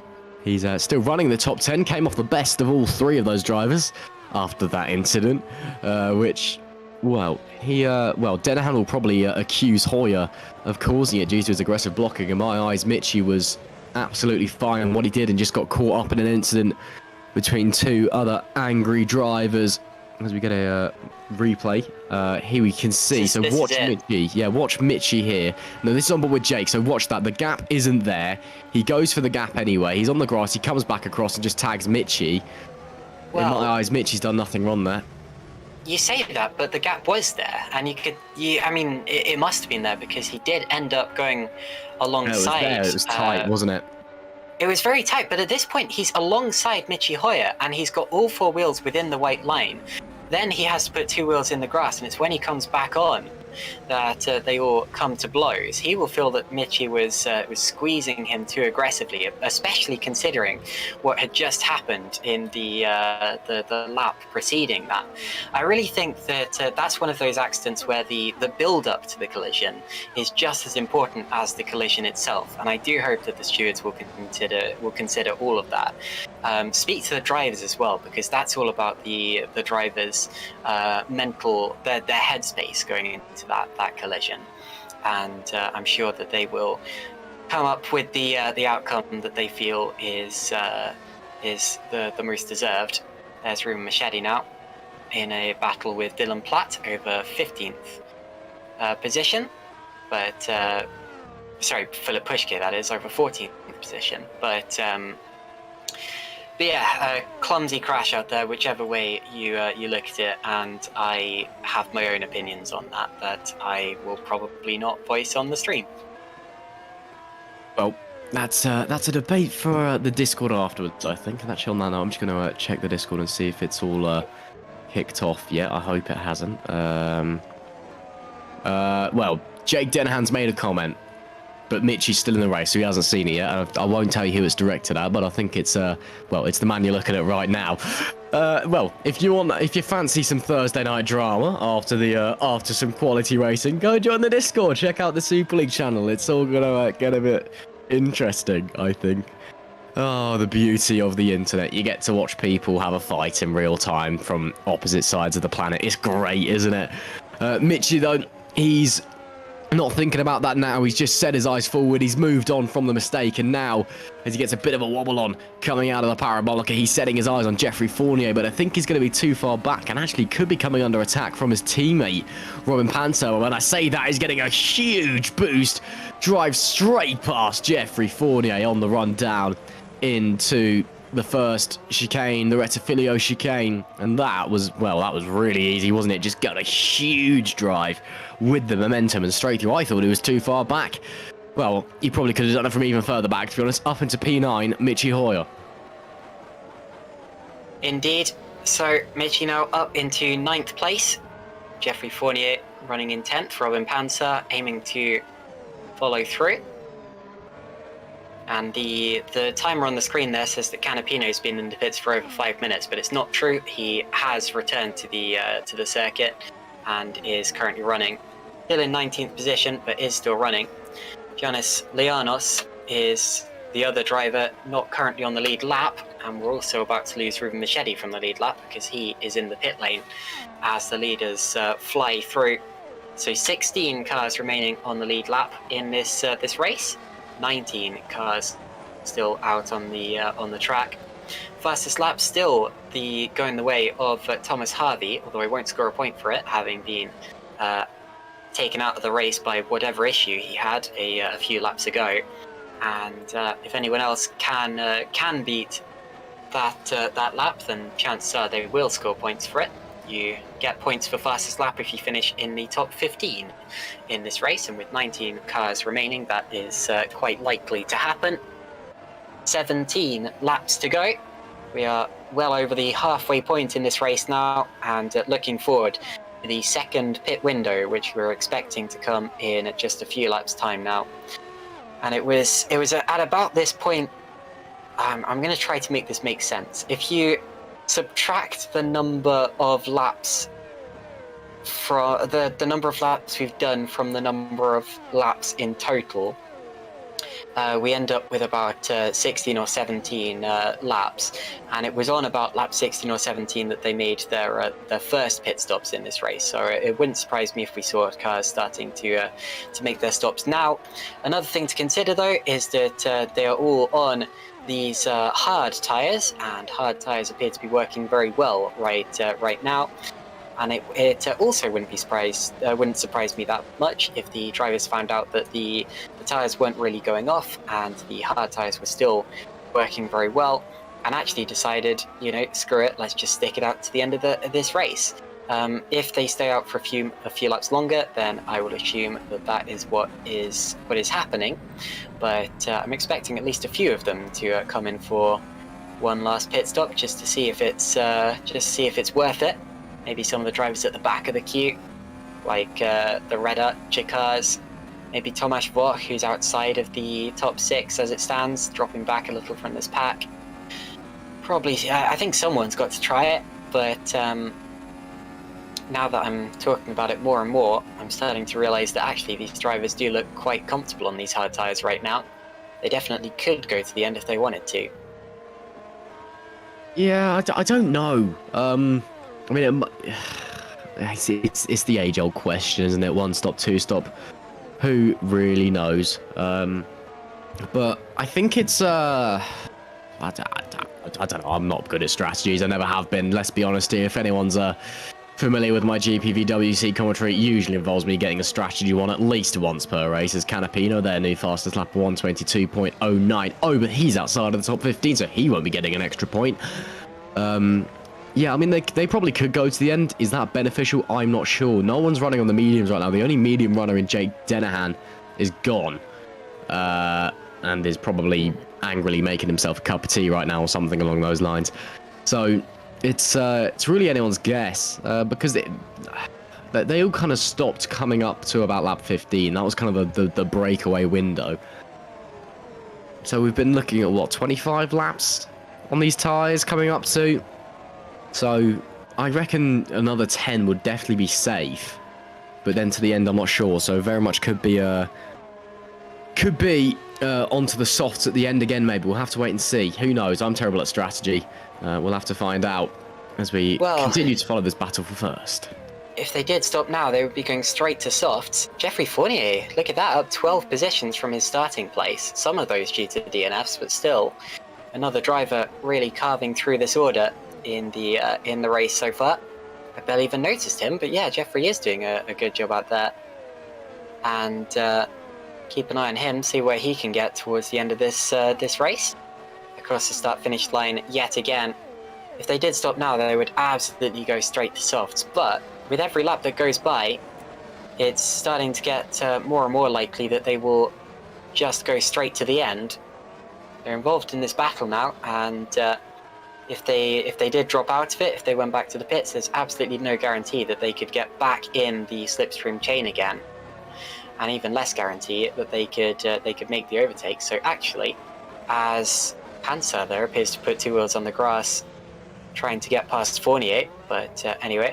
Oh, and Mitchie has made a mistake there or something, has run wide, and it looks as if they're both going to get past him. So Mitchie drops 2 positions, goes back down to P11. Here comes Panzer now. Whoa, looking right to the outside.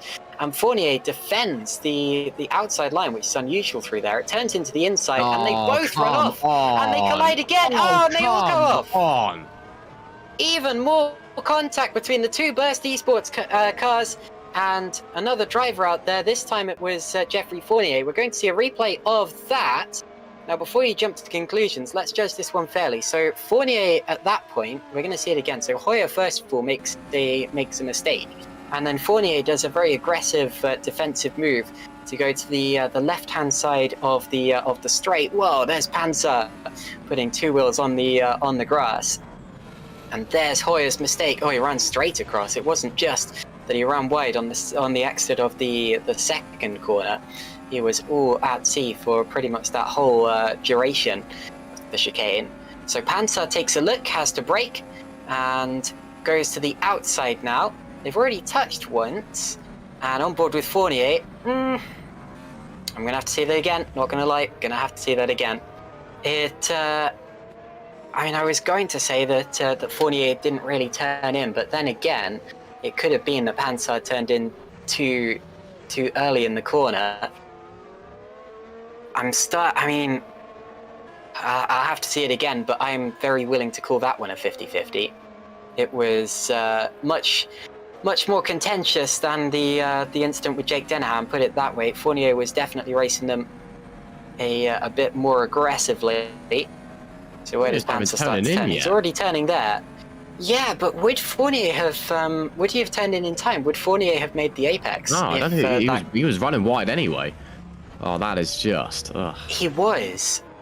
That was, I think, just a misjudgment between the two of them. And Hoyer, in that one for sure, the unlucky victim, the innocent bystander, I suppose you could say.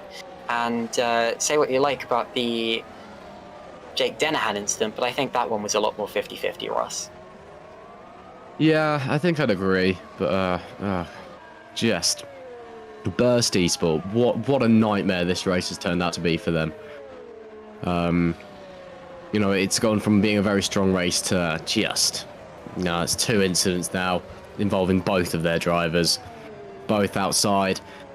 Oh well, Robin's now on the back of the top 10. Somehow has got away with not the most damage in the world. Mitchie's dropped back to P14 and had another great comeback drive ruined. Just unbelievable. Just, yeah. Yes, indeed. Yeah. And at this point, I'm probably going to stop reading the YouTube chat for a little bit, because I don't think reading any of those out loud will do anyone any favors right about now.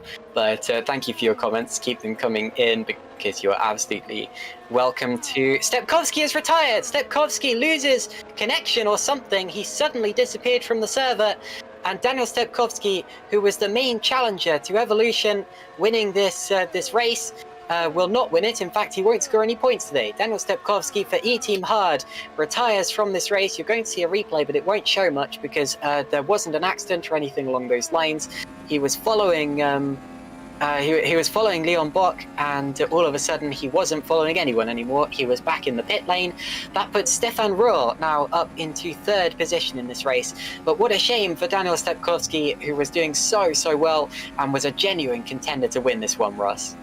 Yeah, that is a massive shame for Daniel Stepkowski. Oh, just Simracing can be cruel sometimes, can't it? That is a real shame. And then there was 3 up the front. That means that, as it stands, Stefan Rohr, who is well, touching wood, hoping that nothing goes drastically wrong. He's basically secured himself a podium. Matthias Moos, I think, just doesn't have the pace to challenge him, despite the fact that he's not too far away. And with well, we'll have 10 laps remaining the next time we come to the line. It's Bock from Roll. We've lost Stepkowski. Then there were 18. Oh, just...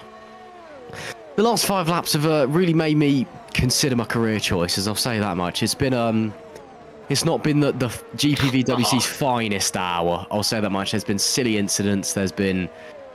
Now we've lost Stepkowski, which just is a massive shame. Well, let's hope that these final 10 laps are a bit more exciting, a bit more clean as well, and we can have some strong racing all the way to the end, as we've got some lap traffic getting involved. I believe that's Hygo Poom just behind Leon Bock, so that could create havoc potentially for Robert Moose and Shepard behind.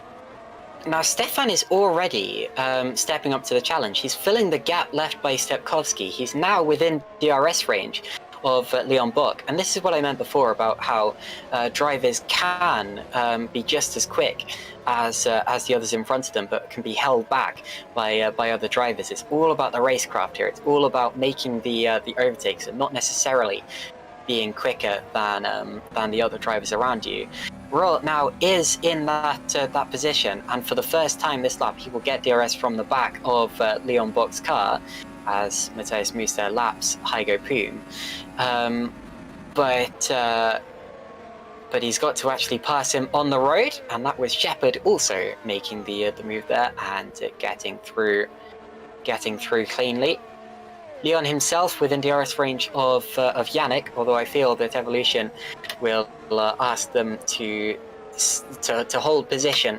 I don't expect that they will be fighting for the remainder of this race, because that would be putting a 1-2 in jeopardy. I think that if it was the other way around, they would probably say the same thing. I think that Yannick here has won this race, or I say won this race, I'm talking very prematurely, but has taken the lead of this race fair and square, as Canapino there is very nearly held up by Hygo Poom, who is actually on the same lap as him, so it wouldn't have been a hold up. But anyway, through goes Canapino with Poom running across the chicane, and that's the final points paying position in this race.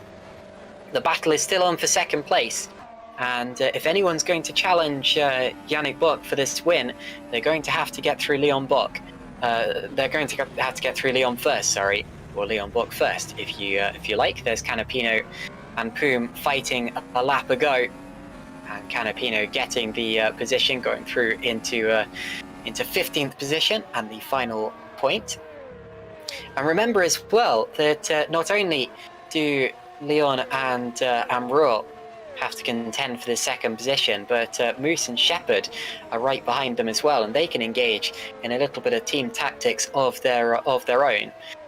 I think that Yannick is going to be feeling relatively comfortable out in front right now, but if Stefan gets past Leon, it could be a whole different story very, very quickly. Yeah, we'll have to wait and see what's going to come of that, as Rolt looks to the inside of Leon.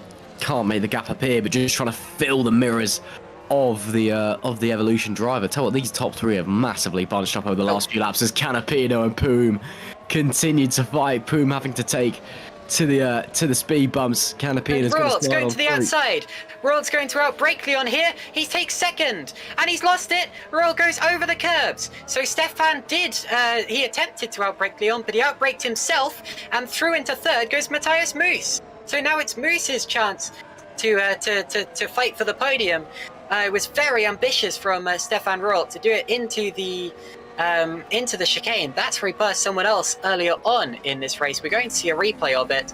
And in trying to make one position, he has lost another. And now Matthias Moos has the advantage and might be able to challenge for second here. There's the move, and there is the mistake. Yep, just a little bit too late on the brakes for Stefan Rolt, and that just shows how a tiny mistake like that when fighting for positions can end up costing you. He falls down to P4, and now it's Matthias Moos in the podium places, but Stefan Rolt's not going to take no for an answer as we cross the line. Only a handful of laps left to run. Yannick started to reopen that gap up the front a little bit, but Leon's still in the DRS. As Shepard now looks to the inside of Stefan Rolt. Rolt turns in, they make contact. Shepard has a half spin and into the gravel, so he's now out of the fight. And oh, that could be a report coming Stefan Rolt's way post-race. We're going to see a replay of that straight away. Good work from Szymon Frelik to catch that as quickly as it happened. So Shepard went for the move. He was the driver on the inside.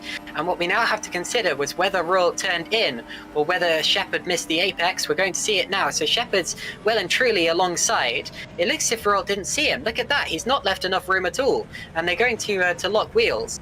Maybe he thought that Shepard was too far back to go for a serious move there, but Shepard was, I mean, he was serious, and certainly felt that he had the corner, had the chance of an overtake, and unfortunately he's now out of this slipstream chain, so it's just the top four now, and Rolt actually is out of DRS range of Matthias Moos as we speak. Could get back into it, but it's going to be close. Giordano Valeriano is now ahead of it was already ahead of Michi Hoyer. That was Hoyer passing Pushkir that I saw. So Hoyer back up into 12th position on brand new soft tyres. I'm surprised he hasn't taken fastest lap yet, but may well challenge for that soon.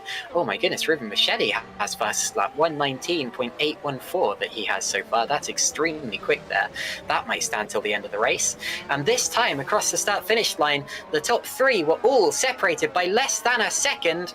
And with 6 laps to go here at Monza, this could be quite a finish. It could indeed. It seems now suddenly advantage Matthias Moos in this battle for second with Leon Bock. He's not going to make the same Massa's role. He's going to stay behind on the run into the Della Roja chicane, but with the DRS down into Ascari, who knows, Rolt dropping back just a little bit.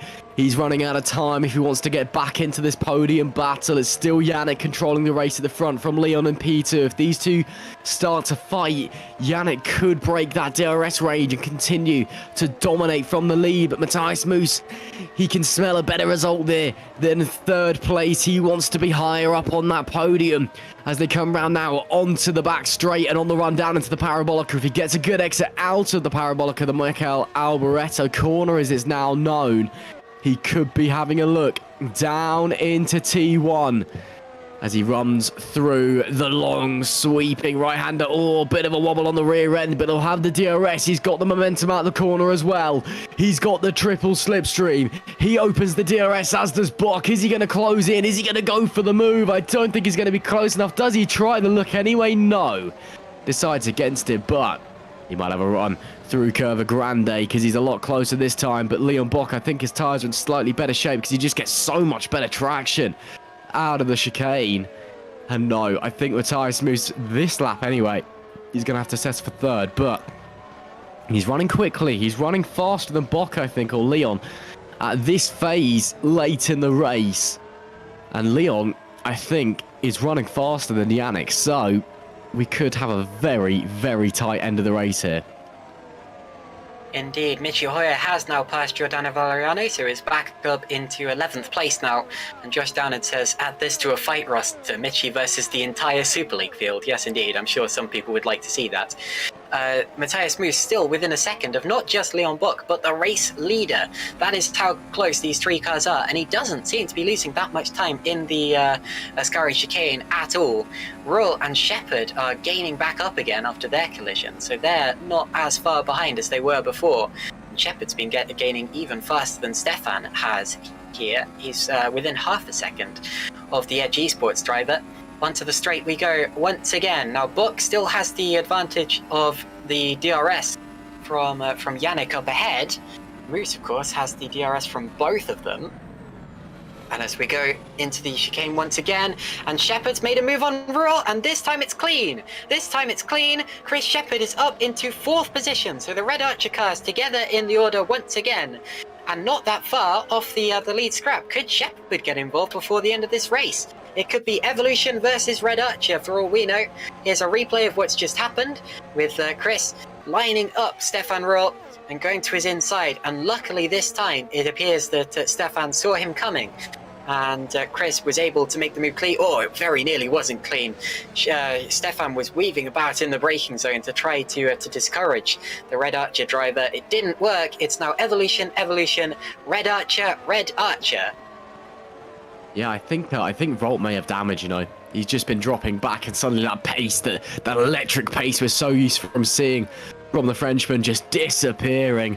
And now it's Matthias Moos against Yannick Bock against Leon Bock, in no particular order apparently, because I got them the wrong way around, but they're the ones fighting. It'll be 3 to go as we come to the line this time, and it is still Yannick controlling this race. Matthias Moos has dropped back just a little bit from Leon. I think it's going to be coming on to the last lap, if not on the last lap, that we see moves, because everyone's just still a little bit too far away at the moment. They're just still trying to set the move up. I think, Caitlin, it is going to be coming on to the last lap that we're seeing the dive bombs, we're seeing the challenges for the victory. Are Evolution going to call team orders? Are they going to risk it? They've got nothing to gain if they fight and everything to lose. Lap 50 now, so 4 laps including this one to go. Yannick leads from Leon, then it's Matthias Moos, Shepard, Ruhr, Bock, Singh, Fournier, Pansar, Lalu, Hoyer, Valeriano, and then Pushke, Platt, and Canapino. Those are the drivers in this order, and the order that they will score points in. Jeffrey Fournier, the biggest gainer in this race, he's up into 8th position, 14 positions up from his starting place. It's very clear, and has been for a while, that these drivers are on a one-stop strategy. Clearly, I was caught off guard by how early they pitted for hards, but hards have been working so well today that that they are just the ideal tyre to be on, and that's why the drivers pitted so early for them. Pushke now up the inside of Valeriano, gets him before the corner, so that's over 12th position now, and has made the move stick. And I tell you what, before the end of this race, it might end up being Evolution, Evolution, Red Archer, Edge, Edge, because Singh is just 2 seconds behind Tomasz Wok, so if Wok makes a mistake, we could end up having the animals going in 2 by 2, hurrah, hurrah. But with 2 laps to go still, or 3 including the one that we're on, all Wok's got to do is hang on. And he'd better as well, because E-Team Hard need a pickup, I'm sure. Daniel Stepkowski could well have been a contender in the win, or for the win today, as out of the way there gets Dylan Platt, not wishing to spoil the party for any of the leaders. Good driving there from the one remaining Pescara ADG car. Out of the second Lesmo they go once again. Matthias Moos gets slipstream and gets DRS from the back of both of the cars up ahead of him. Leon might have had an opportunity to pass Yannick if he'd wanted to by now, but they are staying in multi-21, I suppose, or multi-1-2, and Yannick, at this rate, will gain maximum points from today, with the exception of the 1 point he could have got from fastest lap. Chris Shepard, 1.5 seconds behind Matthias Moos, so not quite able to get involved. Penultimate lap of the race now, this and then one more to decide the victory. It's 3 for the win here at Monza, and the rest of the field scrapping over their own individual positions, but we have a 3-way battle for first between Yannick, Leon, and Matthias Moos here. I think it's going to have to be down into turn 1 at the end of this lap. If anyone's going to go for any moves, I don't think it's going to be anywhere else. On the run into the Retifilio chicane, we'll have to wait and see if Leon Bock is close enough. We'll have to wait and see if Matthias Moos is close enough as they head round the second Lesmo. Right now, it isn't, to put it politely. But they've both got the DRS coming down on the run into Ascari under the old banking, that historic piece of tarmac which saw so many racing legends grace its surface. And Yannick Bock dominating this race so far, is about to start the final lap. Perhaps at the end of this season, he will be crowned a racing legend also, except in the virtual world as he takes the GPVWC title. Winning this race would establish a 2-win lead in the championship over everybody. And we are on the final lap. Does Leon Bock challenge to the inside? Matthias moves too far back. Leon's having a look, but no. Yannick Bock still leads through the Retifilia chicane. Unless Leon gets a good run through Curva Grande, I'm really struggling to think of places where he could try for an overtake as Matthias Moose drops back. I think he's out of contention for second, so we're just seeing a battle for the lead here between the teammates, between the two brothers. No team orders here as they head into the De La Roja chicane, or just clipping the sausage curb slightly. And the only other realistic overtaking opportunity is with the DRS down into Ascari. Right here, as you see further back, Singh trying to go down the inside of Roll. Roll runs a little bit. No, Singh runs a little bit wide, and unable to quite do it. It's Thomas Bock. He's fighting for sixth position. Now Yannick Bock surely has the win because Leon behind him has held firm and has held off Matthias Moose through the final DRS zone of the circuit. I don't think the Evolution Motorsport cars are going to swap or fight. Into the final corner they go now. The Parabolica, Michele Alboreto, and Yannick Bock has won here at Monza. He's going to bring home an Evolution Motorsports 1-2. Great stuff there for Yannick and Leon Bock. Matthias Moose fought hard. He is third. Chris Shepherd is fourth. Then it's Stefan Roll in fifth position. And I think it's not quite going to be 2x2 because Tomasz Bock is going to keep P6 there for E-Team Hard. Sandeep Singh will be P7. Still a very good result there on his stand-in drive. Jeffrey Fournier will be P8, then Robin Pansar P9, and Jukka-Pekka Laulu P10. Here is Fournier coming across the line. Great drive from him, up 14 positions from his starting place. Definitely a contender for driver of the day here today. There's Robin Pansar P9 and Jukka-Pekka Laulu P10, and then the remaining points are going to go to Michi Hoyer, Philip Pushke, Giordano Valeriano, Dylan Platt and Augustin Canapino. There won't be a fastest lap point because Ruven Machedi will have fastest lap and he will finish 18th and a lap down. But that's the race here at Monza. A few more cars streaming across the finish line, but it's all over as far as the points positions or as far as the leaders are concerned. It's an Evolution Motorsports 1-2. They are now 50 points clear in the Teams Championship.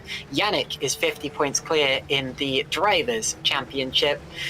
Don't write over either of them off yet necessarily, but it's definitely looking a lot better now for Yannick Bock. He's just got 4 more races to go, and after those he will probably, at this rate, I think it's safe to say probably, be given the GPVWC Superleague Drivers Championship of 2022. Not if Maciej Winnick has anything to say about it. Still some time to go, but it's certainly looking good for both Yannick Bock and Evolution Motorsports after a very good race here at Monza.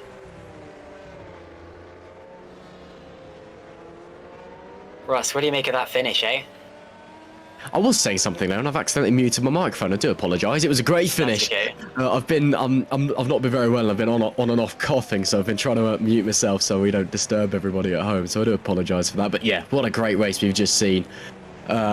Just brilliant action from start to finish. A tense ending to the race as well. And well, a few drivers with some solid performances in there. A few drivers who I think will be wanting some words with other drivers, to put it politely. But well, what else we've got to talk about? Yannick Bock, he's now got a very dominant lead in the championship. He can afford to basically not turn up to the next race, and he'll still have the lead if we head into Japan. He's looking pretty comfortable out there, and well, he had the championship snatched from him on the final lap last year. This year, Yannick Bock seems determined not to let that happen again. Indeed. There you see the calendar. Just Singapore, Japan, Mexico and Brazil to go now. The Singapore Grand Prix will take place in 2 weeks' time. and that is a very different circuit to the Italian Grand Prix track. So I'm sure that all the teams will have to go away and completely revise their setups for that one. But of course, they would have been expecting to do so anyway.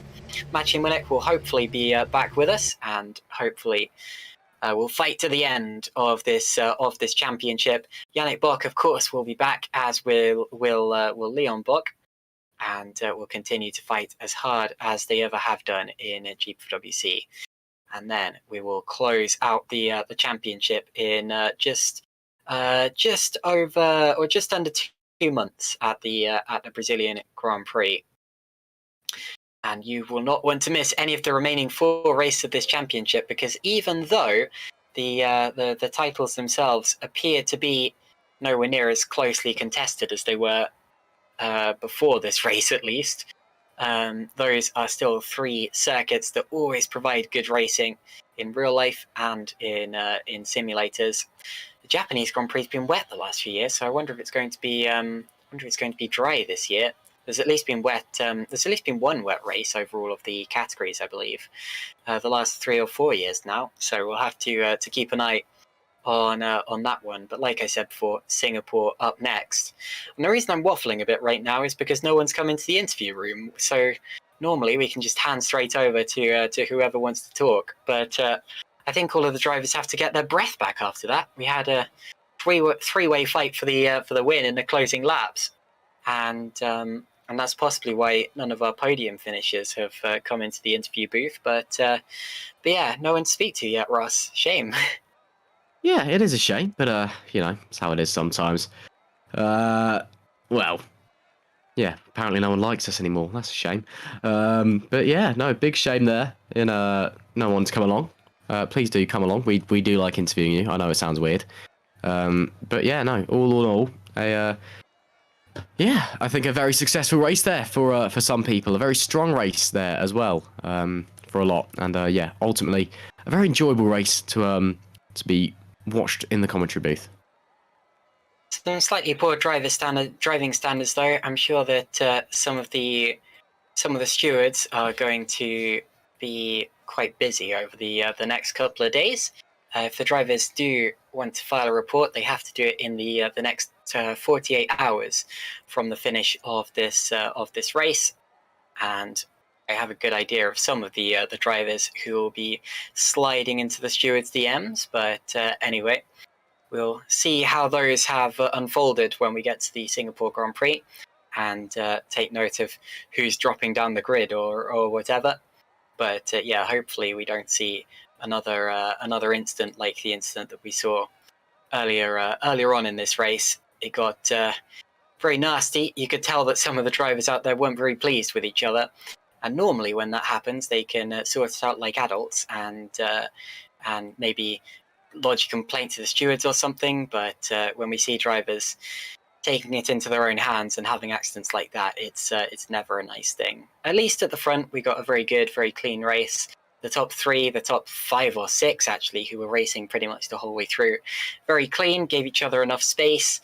Even at the start, where they were bunched up and close and wheel to wheel going down into turn 1, they were all absolutely fair, and they knew what they were doing. Yeah, they definitely did. What a race we've seen here at Monza. And of course, 2 weeks' time, same place, we'll be back in Japan for Suzuka, another staple of the motorsport community. And well, safe to say, I'm very excited for that one. Okay, well, unfortunately, it doesn't look like we're going to get any interviews today, which is a big shame, because I'm sure there are some drivers who could tell us some fantastic stories about that one, but we will have to hold that off until the Singapore Grand Prix. Also, make sure you tune in next week. On Tuesday and Thursday, we will have some of the junior categories. We have the Formula Sprint 2 and Formula Sprint 1 support races for the Singapore Grand Prix, and then, of course, in 2 weeks' time, we will be back for the Singapore Grand Prix itself. Until then, take care, and thank you all for watching. This has been it from me, Caitlin Penny, my co-commentator Ross McIntyre, and the broadcast director Szymon Frelik, providing you with all of the sights and sounds and replays and everything like that you saw today. Thank you for watching, and we will see you next time.